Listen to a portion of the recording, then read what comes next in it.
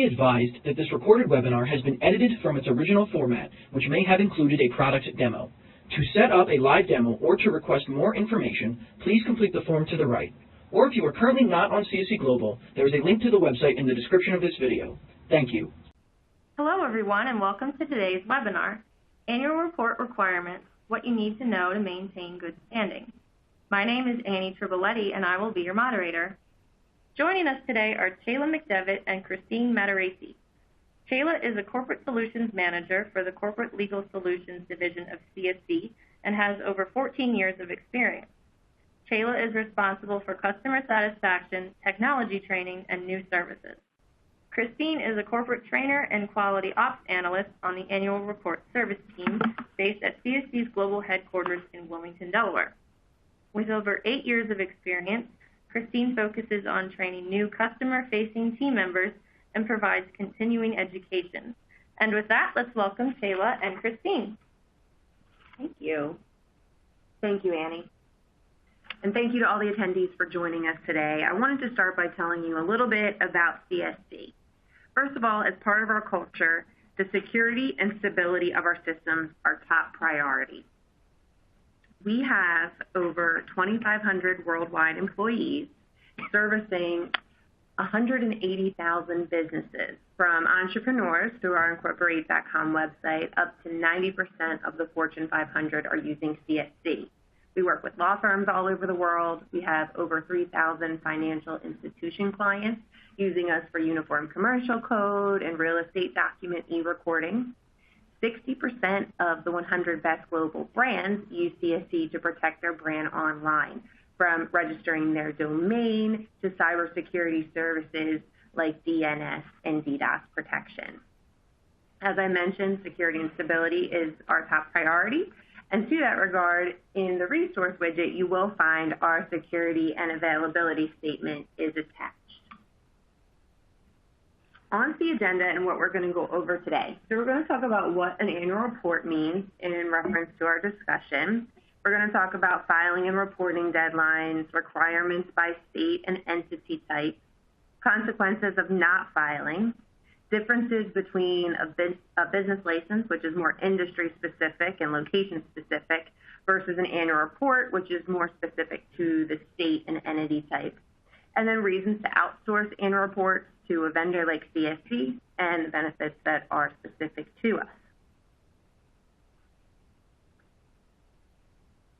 So starting with what is an annual report. So today we're talking about Secretary of State compliance and that annual filing, and sometimes it's biennial, that you need to file to maintain an active corporate registration. We're not talking about the annual report that goes to shareholders with a company's financial performance. We're talking about the annual filing to the Secretary of State to keep the corporate registration in good standing. And here on this slide, you're going to see some examples like the California Statement of Information, the Nevada Annual List. A lot of states call it a franchise tax or an occupational tax report. And these vary depending upon whether the company is a corporation or an LLC. It also varies on whether the registration is domestic or foreign. And for purposes of the conversation today, if we say domestic, we're talking about the state of incorporation. And if we say foreign, since we're really just talking about U.S. compliance within the 50 states in D.C., when we say foreign, we're talking about the qualification state, or the state where an entity is already incorporated, it's just registering in a second state, or a certificate of authority, it's often called. And requirements do vary based on not only is it a corp or an LLC, but is it the domestic state or is it a foreign state? For example, in California, corporations are going to file every year, whereas an LLC gets to file every other year or biennially. And some other things kind of to throw in the mix to kind of explain the complications, we give an example of the Nevada Annual List, which is something that you file, but then on top of that, it also has to be published in a newspaper of general circulation. So we'll be getting into that in more detail. Also in the resource widget, you'll see a chart of annual report requirements by state, which will break it down into a chart.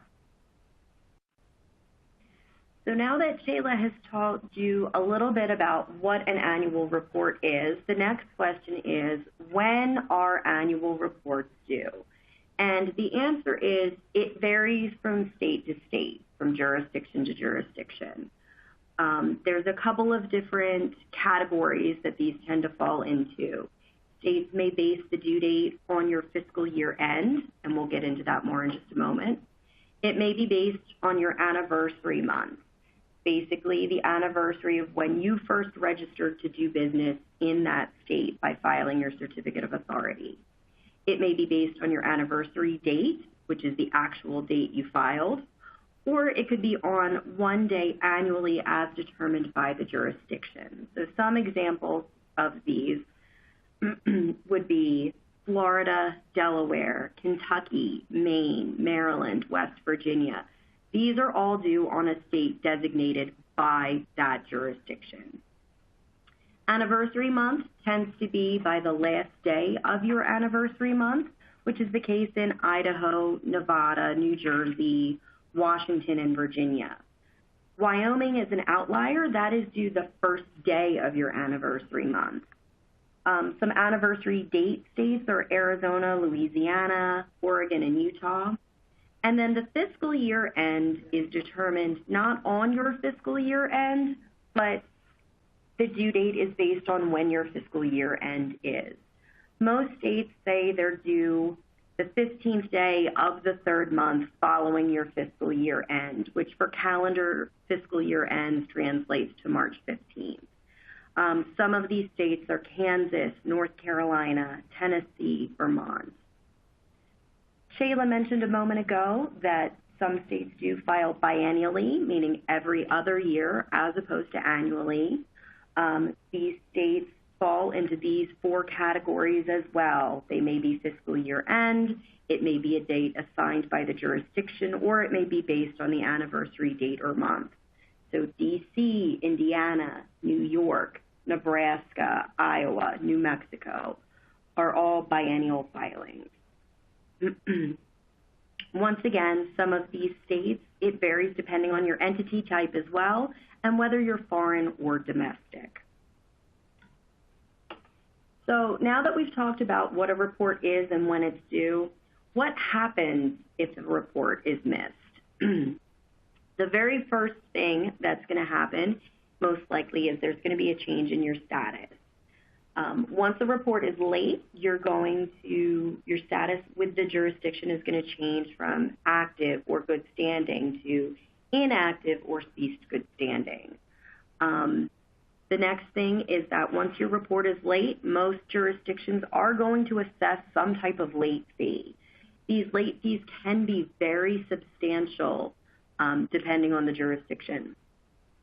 Illinois assesses an additional late fee for every month your report is late, and 5.5 months after the due date, if your report is not filed, your entity will become revoked.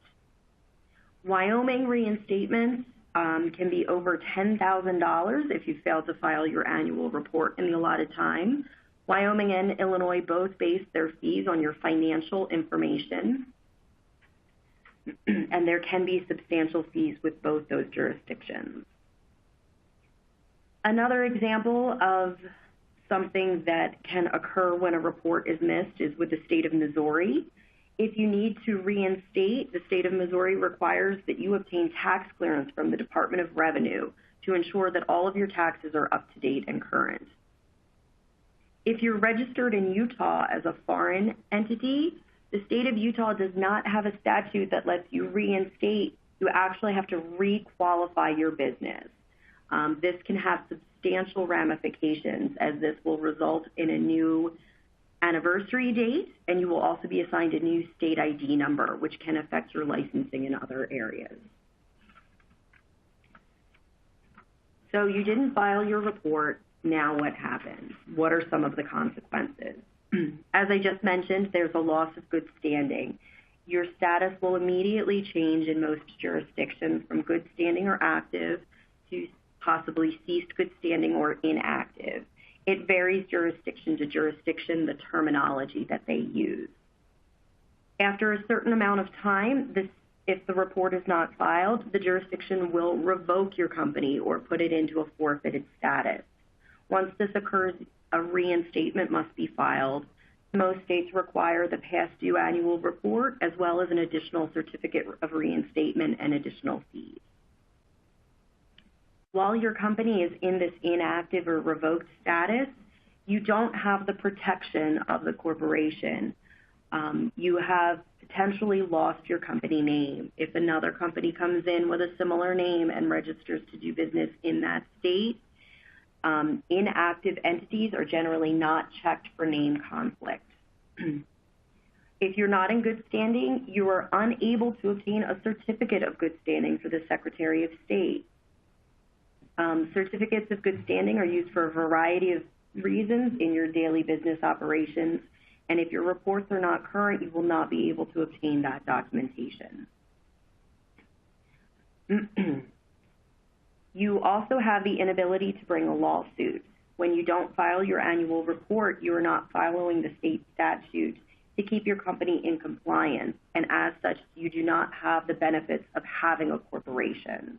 It may also affect your ability to conduct business that can be compromised. And you may incur penalties, fees, and interest, as we discussed previously, such as Illinois and Wyoming. You also may be unable to open up a bank account, as many states require confirmation that your entity is in good standing in order to open that account. Thank you, Christine. You're welcome. So I know some attendees today wanted to learn more about the U.S. territories, Canada, and jurisdictions outside of the U.S. So I want to talk about it a bit here. The U.S. territories of Puerto Rico, the U.S. Virgin Islands, and Guam all have an annual report requirement. They are some of the more complicated ones for various reasons. For example, Guam doesn't mail a reminder. So it's just on the onus of the business to calendar out that date and know that it's due between July and September 1st each year. Puerto Rico is another example. To file an annual report in Puerto Rico, the filing fee is $150. However, if you are 1 day late, there is a $750 penalty. So that is one reason why a lot of clients will push these reports to the CSC responsibility just to reduce their risk of having to calendar out the date separately or a heavy penalty. In Canada, many of the provinces do have an annual report requirement. Not all of them, but most of them. There's also some variance in what's required depending on whether it is a domestic Canadian entity or an extra-provincial filing. An extra-provincial filing could be a U.S. company that's just qualified to do business in one of the Canadian provinces, or maybe a domestic Canadian registration to one province but has qualifications in multiple provinces. So they have extra-provincial registrations that do require an annual report, and you'll see that in most of Canada. Now, when you get into other countries, saying something like an annual report is an oversimplification, and I don't want to do that at all, especially when we're focusing on the U.S. today. Some countries do have something similar, like an annual filing of accounts, but that really is a conversation for another time, and if you do have questions about international entities and their annual filing compliance requirements, you can certainly request that someone follow up with you at the end of the session. We provide services in over 140 countries around the world, and it is something we can answer for you, but we're not going to get into too much detail with that today just because it varies so much. I know there's also a lot of people on that wanted to learn more about business licenses, and there is a lot of crossover because this is part of a business's compliance. With annual reports, we're focusing on things that are due to the Secretary of State to keep that corporate registration active and in good standing. So these are usually going to depend on the type of company, whether it's a corporation or LLC, the date it was registered, and is it the domestic state or a foreign qualified state. Business licenses are quite different. They are going to be more highly regulated where a business has a physical presence actual, brick and mortar location. Often the city and county will want something on top of the corporate registration being in good standing. They'll also want a local business license or permit. So these are usually on top of the annual report filing that they need to happen. They're also driven by the location, and they also are industry specific. So what a restaurant needs is different from what a contractor needs, is different from what a warehouse or a laboratory needs. It varies greatly depending upon the activity, the location, and the employees. It's also a service CSC provides, so if that's what you were interested in learning more about, I'll cover some resources in the demonstration later, and I'll also remind everyone at the end that they can request more information on that. All right, so getting into the question of outsourcing the annual report. And there's lots of good reasons to do this. As we've gone over, there's tons of complications because there's just even around the due dates and when things are due. There are many states that no longer send notifications. It used to be that most of the states did. There's been a lot of budget cuts. States aren't doing it anymore. Sometimes they do it, sometimes they don't. Sometimes they have really short turnaround times. You'll get the letter just the same week it's due. So that's why we did build that calendar, and we encourage our clients to use that and use their emails and the calendar as a catch-all and not necessarily rely on what comes in the mail. One of the things that CSC does is we track legislation changes, and things do change with annual report due dates. So if you're going off of a spreadsheet that you made a few years ago, there could be things on there that are out of date. If you'd like to know more about how we track those legislation changes, Annie included in the resource widget a link to our blog. All of the legislation changes we post there. Our webinars are posted there. Also, if you have important filing dates, we will post when state offices are closed due to weather, holidays, things like that. So it's really handy when you're working with tight deadlines, or if you're doing these on your own and you need a way to track when these statutes are changing. Of course, it helps in avoiding paying reinstatement fees and penalties. People are doing, more work than ever, various different jobs. Annual reports may just be part of it, and that can be a risk. And it also saves time, and it also can just fill that need when there's not anybody to do them.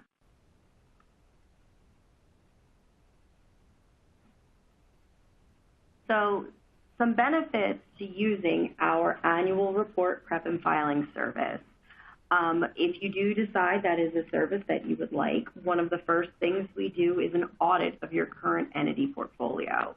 We go out and we check the status of all of your entities and all of your jurisdictions before we even start filing. This can help us identify any entities that are in a negative status, and that will let us help you get those entities back into good standing as soon as possible. Potentially, it's just an annual report is late and you're in a delinquent status. We just need to file that report to bring you current. You may be revoked or forfeited in a state, and it may need a reinstatement. If that's the case, that is something that CSC can assist with as well. One of the other benefits is that we update our entity management solution with your entity data.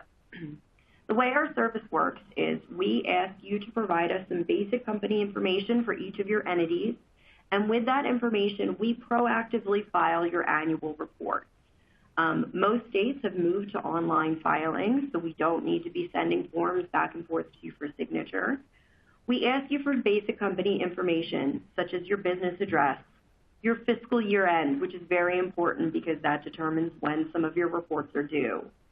We ask for your officer and director information for corporations, your members and managers if it's an LLC. We also need to know other information such as a brief statement of purpose, for example, real estate investment. A couple words describing what you do, not your whole mission statement. For corporations, we also ask for your basic stock information, your total authorized and issued shares. We don't need necessarily shareholder information or breakdowns of that, but just those total numbers. From this information, we're able to proactively file most of your annual reports. There are some states, however, that do require some additional information, and in that case, we will be reaching out to you for those state-specific requirements. We can also identify which of your entities you're going to be managing in-house and which will be CSC managed. Shayla demonstrated that column when she was showing you the compliance calendar and CSC Navigator. We do have lots of clients who choose to maybe keep one or two jurisdictions managed in-house. There are a couple of states in which the annual report is tied to your income tax return in that state, specifically Alabama and South Carolina. While CSC can assist with the preparation of just the annual report portion of that document, the tax portion of that document is still your responsibility. We can submit the filing on your behalf, but we have many of our clients choose to keep those jurisdictions in-house just due to the tax nature of the filing. We do file documents, and they're prepared in advance of the due date. We generally work about 2 months in advance. So right now it's mid-May. Right now we are working on filings for July. We are preparing and sending those emails out to our annual report customers, letting them know what we'll be filing, what they have coming up, and requesting that additional information. West Virginia is my favorite example of a state that needs additional information. In addition to the officers and directors and the business address, West Virginia also asks, are you a scrap metal dealer? And if you answer yes, they have a bunch of follow-up questions. So what we do every month is we take a look and see what you have coming due for that month. We send you out a spreadsheet listing out your entity names and jurisdictions.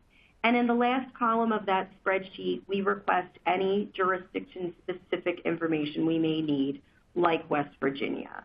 We ask you to provide us that information, and then we will go ahead and complete the filing on your behalf. Once the filing is completed, all evidence, all filed annual reports are saved in your portfolio on CSC Navigator. CSC does also advance the state fees for the annual reports on your behalf. There is one caveat. It is up to $10,000. If the filing fee exceeds $10,000, which it can in states where the filing fee is based on your financials, such as Illinois and Wyoming, and also Wisconsin, or Delaware corporations, the maximum tax is $250,000. We will reach out to you well in advance of the due date to arrange payment for that. We also have a variety of invoicing options to fit your workflow. We can send you invoices as we complete each annual report filing. We can send it with your evidence, or we also offer summarized options that can be sent to you once a month. As we mentioned, your filed documents are available on your access to our portal and CSC Navigator. You have access to both the evidence and your invoices 24/7. The good standing calendar, the compliance calendar that Shayla demonstrated for you, it's fully integrated with our service. So what that means is that you can look at your filings and you can see what's due, and whereas Shayla showed you how you can manually change that status to filed if it's something you completed yourself, if we're handling the filing for you, it's updated automatically in real time. You can see the status go from blank to in progress once we upload the orders in our system. So right now, all the July requirements, all the July filings are starting to show in progress. As we proceed with the filings, so you'll see them move over to filed. If it is a state like West Virginia where we need additional information, it's going to have a status of document not submitted. And that's a clue to you that you do need to provide us something in order to complete the filing. As I said, filed documents are stored there, and this is updated live as we complete the filings. And you will have a dedicated annual report team to provide you with peace of mind. You will be assigned an annual report specialist who is your main point of contact. They'll be sending you an email monthly to let you know what filings are coming due in the near future and also requesting additional information. They're your point of contact if you have any questions or concerns about the service. Maybe you get a piece of compliance mail and you're not sure what it is. If it's something that we're handling, feel free to reach out to us and we can confirm, yes, we're taking care of that for you, or no, that's actually a tax filing or that pertains to your business license, and let you know it's something you need to take care of. And now I'm going to turn it back over to Chayla. Perfect. Thank you, Christine. And that actually reminded me on that last slide about getting a piece of mail and not knowing what it pertains to. We are actually seeing a rash of what looks like compliance mail going out to our clients. And it appears to be a letter from a government office or a Secretary of State that's requiring some sort of annual report. And sometimes it is a state that requires an annual report, but if you look at the fine print, it's just a company logo and a different vendor trying to get you to use them to file your annual requirement, and they're just making it look like a Secretary of State official notice. So if you ever see anything and you're not sure, you can reach out to the CSC customer service team or your account manager here. We're happy to review it for you. We see them quite a bit. So we're good at kind of picking out the real ones from the not so real. So I wanted to get into 6 questions to evaluate your process. So this may just be starting with who is doing the annual report. We often see it being the legal team. It can often be the tax team. It's often a mix of both. So on top of the slide, maybe just figuring out who's doing what, and then what assurance does your annual report process offer the organization? So is there a process? Is someone tracking legislation? Is it clear who's doing what? Is there a budget for missed penalty or missed filings and then subsequent penalties? Is there a process for transitioning the annual reports if someone leaves the department? We often see people struggle at that point and things get missed in a crossover. So that's a kind of a good backup plan to have in place. And then number 4, what is the plan to file an annual report if the state website goes down? I really only see this in Delaware. And Delaware website is actually just fine and dandy. However, there are so many Delaware corporations and LLCs and so many national procrastinators that everyone waits to the last day to file the annual report in Delaware. If it's the corporations, it's due March 1st. So if everyone waits till, the end of February, the state will sometimes experience outages just because there's so many other people on at the same time. So if you are keeping your annual reports in-house and you do have Delaware, which a lot of people do, sometimes it's better to get them in a couple of weeks early so that you don't have to experience those outages. Everyone's trying to hold on to their funds as long as possible, but we do see that a lot with Delaware. Something else to think about is tracking the postcards that come from the state. We did talk a little bit about how relying on mailed notices is not the best plan, and that using the compliance calendar and the email alerts are really a better catch-all because some states don't mail anything. There's also this kind of new thing where states are sending a PIN for privacy purposes. So taking a look at who gets those. Sometimes I see kind of a problem where it's somebody too high up who's getting them. Maybe it's the general counsel or the CFO, but they're not the one actually, in the trenches preparing and filing the annual reports. And sometimes things like a postcard like that can sit on someone's desk too long and create a problem. So what I normally recommend to my clients is whoever is actually preparing and filing the annual report, make them the primary contact for things like the postcards. And if the general counsel or CFO wants to be a backup and get the email reminders, that's great. It's an excellent way to make sure that things are getting done, but maybe not making them the primary contact for the mail. So if you do want to change that, you just reach out to your CSC representative and we can update that very easily. You have unlimited users and you have unlimited compliance contacts. So those email reminders can go to multiple people. And then also managing and tracking the evidence. So putting a plan into place for that, very handy to know where your filed annual reports are being stored. If it's in an entity management application like CSC, is it shared folders? Is it just email? What's the plan for that? It can often be handy to have a copy to prove that it was filed. So setting that up as a safeguard.